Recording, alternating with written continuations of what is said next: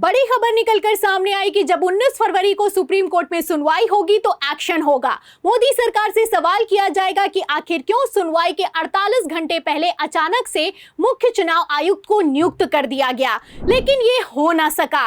एक तरफ सुनवाई टली, दूसरी तरफ मोदी सरकार अध्यादेश लेकर आई। अब ऐसे हालातों में सवाल ये खड़ा होता है कि क्या अमित शाह के करीबी ज्ञानेश कुमार को 2029 तक उनके पद पर बरकरार रखने के लिए सारी की सारी हदें ही पार हो चुकी हैं? क्या अध्यादेश लाकर भारतीय जनता पार्टी ने सुप्रीम कोर्ट को डायरेक्ट खुला चैलेंज किया है? एक एक सवाल का जवाब आपको बताएंगे। और तो और सीजीआई संजीव खन्ना क्यों भड़के, उस पर भी आएंगे, लेकिन उसके पहले आप खेल समझिए। तो जैसा कि आप जानते हैं कि मार्च 2023 में सुप्रीम कोर्ट ने ऐतिहासिक फैसला सुनाया।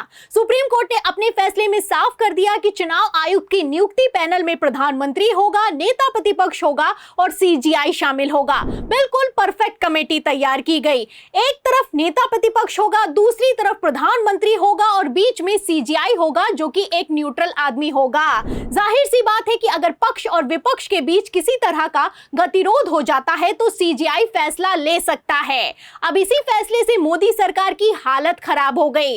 मोदी सरकार आनन फानन में दिसंबर 2023 में अध्यादेश ले आई और कमेटी से सीजीआई को बाहर कर दिया गया। तो अध्यादेश कैसे लाया गया था आप अच्छे से जानते हैं। अब इसी अध्यादेश को लेकर बवाल खड़ा हो गया है। आपको बता दें, इसी अध्यादेश के तहत पहली नियुक्ति हुई है और पहली नियुक्ति की गई है ज्ञानेश कुमार की। ज्ञानेश कुमार आप जानते हैं कि गृह मंत्री अमित शाह के बेहद करीबी हैं। इसी को लेकर सवाल ये किया जा रहा है कि क्या ज्ञानेश कुमार को ही मुख्य चुनाव आयुक्त बनाने के लिए सारी की सारी सेटिंग बिठाई गई थी। आप अच्छे से जानते हैं कि ज्ञानेश कुमार की जब से नियुक्ति हुई है तब से लगातार जबरदस्त विरोध हो रहा है, लेकिन मोदी सरकार है कि सुनने के लिए तैयार नहीं है। फिलहाल भारतीय जनता पार्टी अपने मन मुताबिक मुख्य चुनाव आयुक्त बनाने के लिए किस हद तक जा सकती है ये किसी से छुपा हुआ नहीं है। जब अध्यादेश लाया गया था कि तभी साफ हो गया था कि बीजेपी अपने मन का ही मुख्य चुनाव आयुक्त बनाएगी और वही कुछ अब होता हुआ भी नजर आ रहा है। फिलहाल नियुक्ति तो हो चुकी है, लेकिन सफाई लगातार दी जा रही है। आपको बता दें, प्रधानमंत्री नरेंद्र मोदी ने तो सदन में खड़े होकर कह दिया था कि हमने तो चुनाव आयुक्त के नियुक्ति पैनल में नेता प्रतिपक्ष को शामिल किया है, कांग्रेस ने तो यह भी नहीं किया था। फिलहाल कांग्रेस को लेकर मैं यहां पर आपको बता दूं, कांग्रेस के समय में लोग मुख्य चुनाव आयुक्त का नाम तक नहीं जानते थे। किसी को उम्मीद नहीं थी कि मोदी काल में ऐसा मुख्य चुनाव आयुक्त राजीव कुमार नियुक्त किया जाएगा जो कि लोकतंत्र की खुलेआम धज्जियां उड़ाएगा। फिलहाल ऐसे हालातों में इतना तो साफ हो चुका है कि ईमानदार मुख्य चुनाव आयुक्त का होना बेहद जरूरी है। अब इसी को लेकर मोदी सरकार एक तरफ अड़ गई है, वहीं दूसरी तरफ ज्ञानेश कुमार को मुख्य चुनाव आयुक्त बना दिया गया है। जैसा कि प्रधानमंत्री नरेंद्र मोदी का कहना है कि हमने तो विपक्ष से भी कंसल्ट किया है और तो और नेता प्रतिपक्ष को कमेटी में शामिल किया है। इसको लेकर भी आप समझ सकते हैं कि किस तरीके से दिखावा किया गया है। नेता प्रतिपक्ष को मीटिंग में तो बिठाया गया है, लेकिन नेता प्रतिपक्ष की कोई सुनने वाला नहीं है। आप अच्छे से जानते हैं कि जब ज्ञानेश कुमार की नियुक्ति को लेकर मीटिंग हुई थी तो राहुल गांधी ने पुरजोर विरोध किया। राहुल गांधी ने कहा कि 48 घंटों के बाद सुप्रीम कोर्ट में सुनवाई होने वाली है, इतनी जल्दी क्या है, लेकिन किसी ने एक ना सुनी। प्रधानमंत्री नरेंद्र मोदी, गृह मंत्री अमित शाह ने अपने मन मुताबिक काम किया है। राहुल गांधी ने डिसेंट नोटिस दिया है। फिलहाल इस डिसेंट नोटिस को भी संज्ञान में नहीं लिया गया है। ऐसे हालातों में नेता प्रतिपक्ष को शामिल करके भारतीय जनता पार्टी कितना बड़ा दिखावा कर रही है, ये खेल भी अब सबके सामने एक्सपोज हो चुका है। उम्मीद तो की जा रही थी कि सुप्रीम कोर्ट में सुनवाई होगी तो कम से कम सुप्रीम कोर्ट एक्शन लेगा, लेकिन सुप्रीम कोर्ट में भी सुनवाई को टाल दिया गया है। अब ऐसे हालातों में सवाल ये खड़ा होता है कि क्या अध्यादेश के तहत लाए गए ज्ञानेश कुमार को 2029 तक बरकरार रखने की तैयारी है? क्योंकि खबरें तो कुछ ऐसे ही निकलकर सामने आ रही हैं।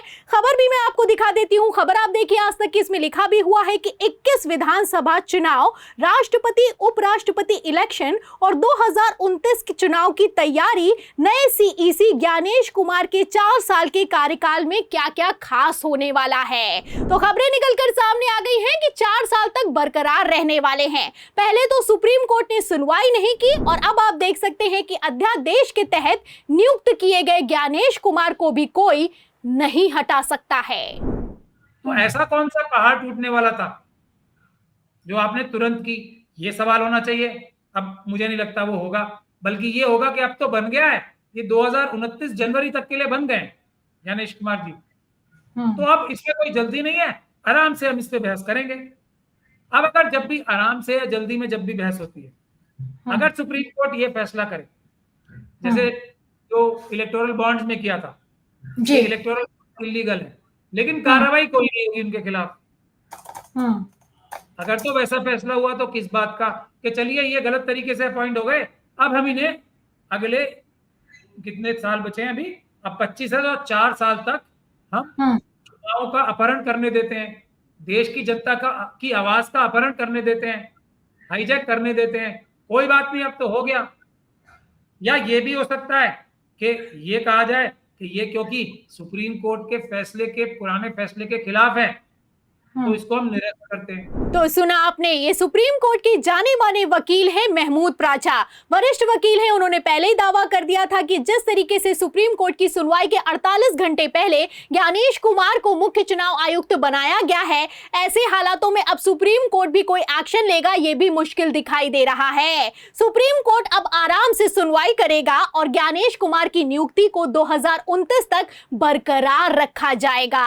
तो बयान तो पहले ही निकलकर सामने आ गया था और अब वैसा ही कुछ होता हुआ नजर आ रहा है। फिलहाल जिस तरीके से ज्ञानेश कुमार को मुख्य चुनाव आयुक्त बनाया गया है, ऐसे में आपको क्या लगता है, दाल में कुछ काला है या फिर की पूरी दाल ही काली है? एक तरफ सुप्रीम कोर्ट है कि सुनवाई करने के लिए तैयार नहीं है, दूसरी तरफ मोदी सरकार है कि सुप्रीम कोर्ट के ही फैसले को चैलेंज कर रही है। पहले तो ये लोग अध्यादेश लेकर आए और अब तो चीफ जस्टिस ऑफ इंडिया के नोटिस का जवाब देने तक के लिए तैयार नहीं है। आपको बता दें, भारत के इतिहास में ऐसा पहली बार हो रहा है कि सुप्रीम कोर्ट के नोटिस का जवाब केंद्र सरकार नहीं दे रही है, और तब नहीं दे रही है जब सीजेआई संजीव खन्ना भड़क रहे हैं और बयान जारी कर रहे हैं कि अब सारी की सारी हदें ही पार हो चुकी हैं। वैसे तो मोदी सरकार की बेशर्मी की कोई हद नहीं है, लेकिन अब जैसे काम हो रहा है, आपको क्या लगता है बात हद से भी आगे निकल चुकी है? इस सवाल के जवाब में अध्यादेश पर मोदी सरकार के रवैये पर, सुप्रीम कोर्ट की सुनवाई टालने पर आपकी क्या राय है? क्या ज्ञानेश कुमार को 2029 तक बरकरार रखा जाएगा? जो भी आप सोचते हैं हमें कमेंट बॉक्स में जरूर लिखें। वीडियो को ज्यादा से ज्यादा शेयर करें, हमारे चैनल को लाइक करें, सब्सक्राइब करें, ज्वाइन करें। फिर मिलती हूँ अगली खबर के साथ, तब तक के लिए धन्यवाद।